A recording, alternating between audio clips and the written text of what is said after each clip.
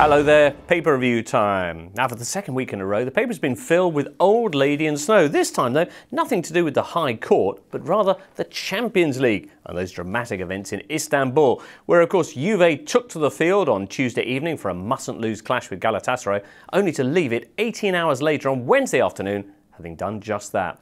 Now the first part of the game, as you probably saw, came to a halt after half an hour due to heavy snow, leaving the papers to amuse themselves as best they could. Photomac from Turkey went with a penguin on the front page. It's a penguin story, they said, while Italy's Gazzetta dello Sport pointed out that this fixture has already been postponed twice in previous years too, over security concerns, and also that this isn't the most surprising postponement ever. No, that honour, the paper suggests, belongs to a Fiorentina Pistoiese derby from the 1950s, which was stopped not for snow, nor rain, nor wind, but for UFOs. Yes, at 14:20 on the afternoon of the 24th of October 1954, in the skies over Florence in the Artemio Franchi Stadium appeared at least 20 unidentified objects.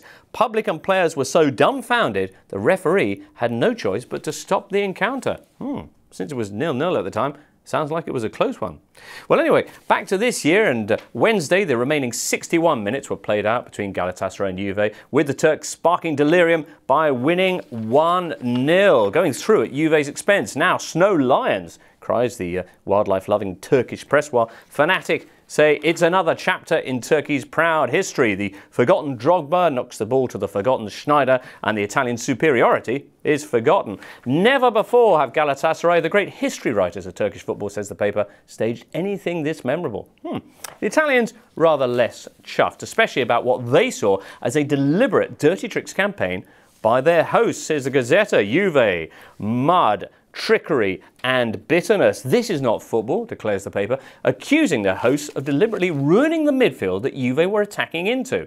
At half-time, says the paper, they sent a tractor on to plough up that part of the field. So the final 45 minutes had a pristine turf, here we can see it rather nicely, in front of Juve's goal and an impassable bog in front of the home teams. And, says the Gazzetta, it happened to Cluj when they visited last year too. Crikey.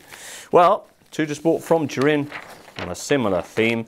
Juve eliminated also thanks to Platini's UEFA. Merci, Michel. If Mourinho were here, he'd say, Perché? Perché, perché, perché? Why was the game played on this impossible surface? Why was only that part of the pitch driven over by farmyard equipment, creating deep ruts and turning the grass to mud? Was it just coincidence?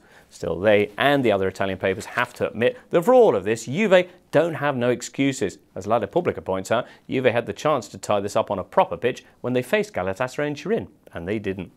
So Juve a little bit like a junkie this week. They used to have a reputation for needing fixes, and now they can't deal with cold turkey.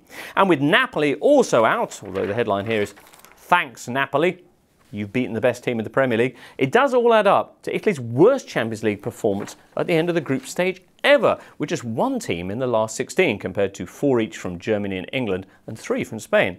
That one Italian side, incredibly, being Milan, who despite being Serie A's weakest team in the tournament, despite going down to 10 men against Ajax, despite conceding over 70% of possession to the Dutch side, still scraped through, getting out of jail once again like, well, their owner.